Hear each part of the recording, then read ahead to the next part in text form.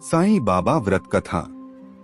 सालों पहले एक गांव में कोकिला और महेश भाई नाम के पति पत्नी रहते थे। उनका जीवन सुख के साथ बीत रहा था।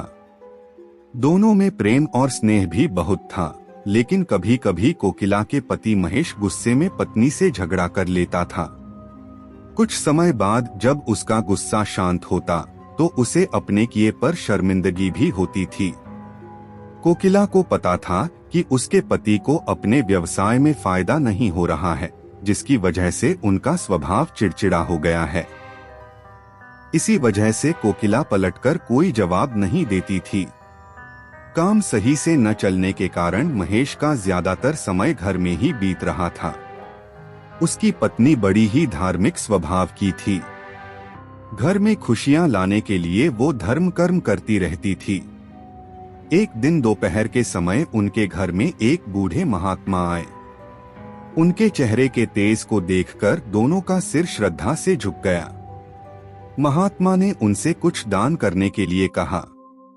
कोकिला ने महात्मा को भिक्षा में दाल और चावल दिए और प्रणाम करके उनके सामने बैठ गई।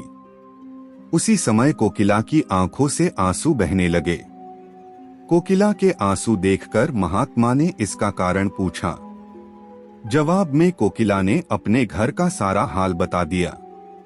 उसकी बातों को सुनकर महात्मा ने कोकिला को उपाय के रूप में साईं बाबा का व्रत करने को कहा।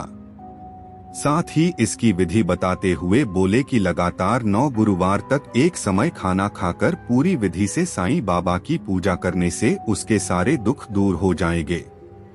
कोकिला ने महात्मा के अनुसार बताई गई विधि से प्रत्येक गुरुवार को साईं बाबा का व्रत किया।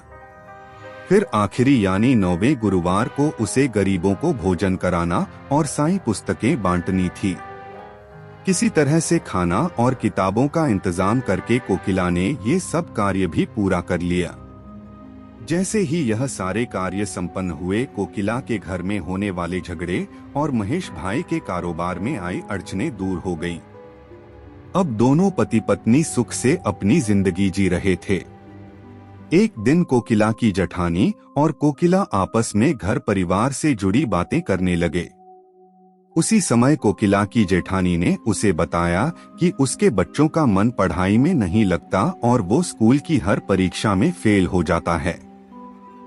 जेठानी की बातें सुनकर कोकिला का मन भर आया। उसने तुरंत साईं व्रत के बारे में अपनी जेठानी को बताया।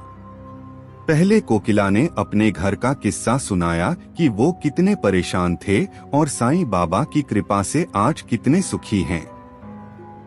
उसके बाद कोकिला ने अपनी जेठानी को पूरे 9 गुरुवार साईं व्रत करने को कहा और उसकी विधि भी बताई।